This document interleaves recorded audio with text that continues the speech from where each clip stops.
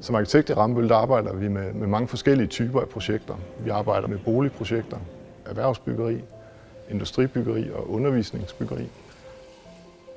Så arbejder vi også i en større skala med transformation af byområder. Vi arbejder sammen i tværfaglige projektgrupper, hvor vi sidder sammen ingeniører, landskabsarkitekter og arkitekter. Vi kalder det integreret design, og der er der en række fordele ved. Vi får afklaret udfordringer og problematikker i projektet hurtigere, når vi sidder som et integreret team. Frem for at bruge tid på kommunikation med eksterne rådgivere, kan vi fokusere vores energi i projektet og i løsningen. Alle discipliner arbejder i den samme 3D-model. Det gør, at vi løbende kan foretage kollisionskontroller. Eventuelle uoverensstemmelser i projektet de bliver fanget tidligt, og det giver en bedre kvalitet.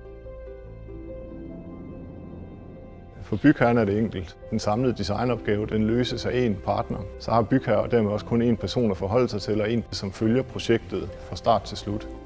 Det vil sige en bygherre og en rådgiver.